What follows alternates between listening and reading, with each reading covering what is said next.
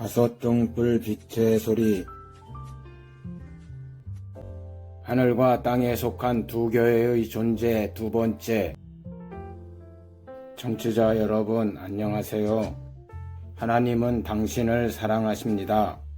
성경은 두 언약의 말씀을 담아서 귀히 사용할 그릇으로 만든 율법과 복음의 공동체들에게 주시는 영광의 면류관이 서로 다른 사실을 입증하고자 하늘에 속한 자의 영광이 따로 있고 땅에 속한 자의 영광이 따로 있다고 밝혀 놓았습니다.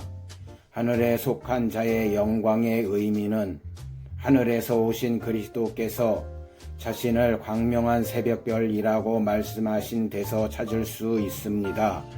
새벽별이라는 의미의 의의 왕이요 평강의 왕인 멜기세덱의 반차를 쫓아 하나님의 영원한 왕같은 대제사장으로 오신 그리스도께서 십자가에서 하나님의 구속사를 온전히 이루시고 자신의 피를 가지고 하늘 성전의 지성소에 예비해 놓은 하나님 우편 보좌에 앉는 하늘에 속한 아들의 영광을 나타내는 것입니다. 요한계시록 22장 16절. 나 예수는 교회들을 위하여 내 사자를 보내어 이것들을 너희에게 증거하게 하였노라.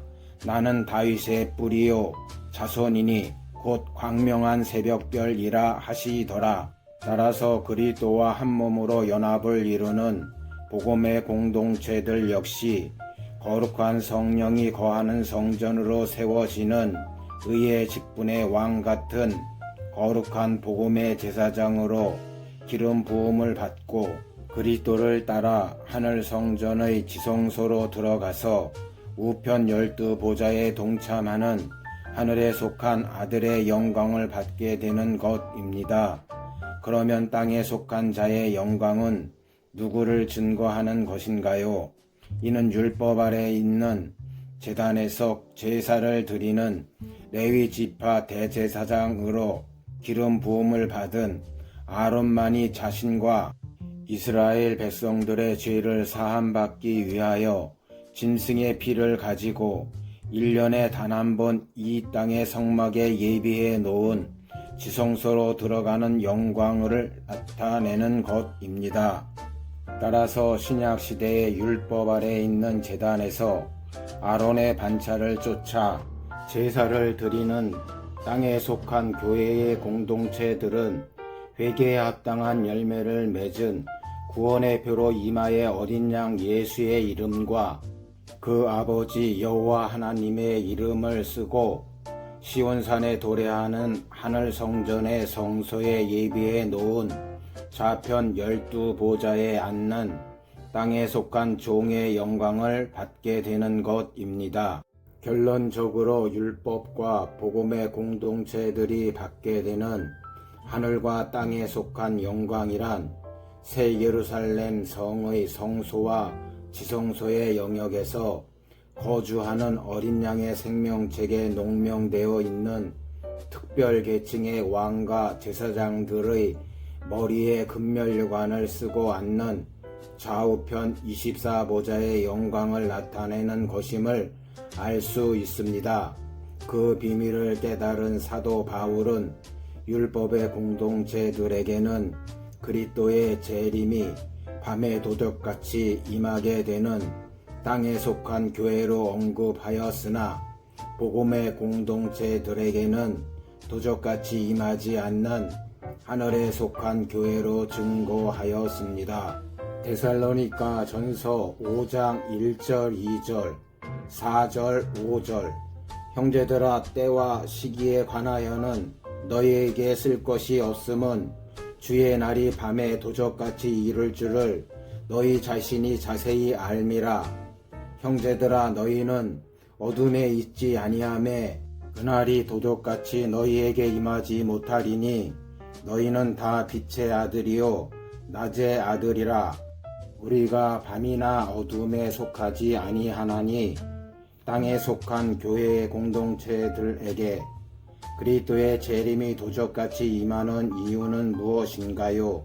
이는 모든 민족에 다시 예언하는 영원한 복음 안에는 그리스도의 재림 때 새 예루살렘 성에 예비해 놓은 좌우편 24보좌 위에 왕과 제사장의 신분으로 영광의 면류관을 받는 나팔절과 대속죄절의 성물로 남겨둔 두 교회의 공동체들을 추수하는 구속사의 비밀이 담겨 있는데, 이 비밀을 깨닫지 못한 관계로 그리스도께서 나팔절에 공중 재림하실 때 신랑이 오는 소리를 이들이 듣지 못하게 되므로 이 땅에 버려둠을 당하게 되기 때문입니다.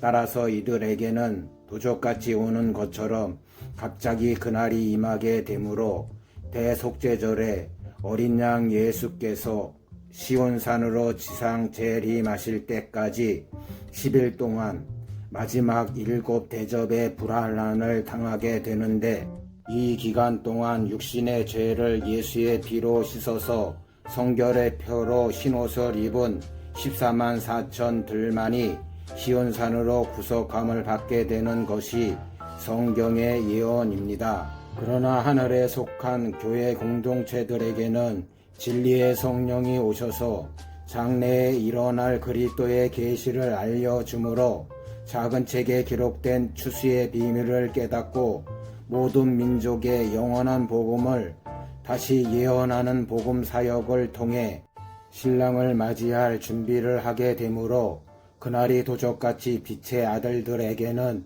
임하지 못하게 되는 것입니다. 마지막 대희년의 시대를 사는 유대인과 이방인의 성도들 가운데 하늘과 땅에 속한 교회의 정체성과 신분을 확인할 수 있는 성경적 근거란 계시록에 언급해 놓은 천사가 요한에게 전해준 작은 책에 기록된 하나님 나라의 비밀한 복음을 깨닫고 모든 민족의 영원한 복음을 다시 예언하는 의의 직분의 사명을 받은 성도들이 하늘에 속한 교회의 공동체인 것이며, 마지막 나팔절에 만왕의 왕으로 오실 그리스도와 함께 우편 영광 보좌에 동참하기 위해 대환란 전에 먼저 휴거되어 어린 양의 혼인잔치에 참여하는 그리스도의 거룩한 신부들인 것입니다. 그러나 첫 언약으로 주신 율법의 계명과 어린 양 예수가 우리 구원주이심을 믿음으로 증거를 받았으나 나팔절에 만왕의 왕을 영접하는 성령의 약속을 받지 못한 땅에 속한 교회의 공동체들은 마지막 7 대접의 불심판 때 일어나게 되는 아마겟돈 전쟁의 대환란을 통과한 후에 대속죄절에 시온산으로 지상 재림하시는 어린 양 예수께서 하나님의 종들의 이마에 회개에 합당한 구원의 표로 입맞은 14만 4천으로 구원해 주시는 이스라엘 12지파의 남은 자손의 신분이라는 사실입니다. 그 비밀을 깨달은 사도 바울은 하늘과 땅에 속한 두 교회의 공동체들이 있는 하늘과 땅에 속한 영광이 다른 것을 입증하고자 해와 달과 별의 영광도 다른데 별과 별들의 영광이 다르다고 비유로 증거하였습니다. 고린도전서 15장 41절 해의 영광도 다르며 달의 영광도 다르며 별의 영광도 다른데 별과 별의 영광이 다르도다. 이는 햇불 언약으로 체결한 약속의 땅 가나안을 기업으로 주실 어린 양의 생명책에 농명되어 있는 아브라함의 4대 손들이 받을 영광의 면류관을 밝혀주기 위한 것입니다.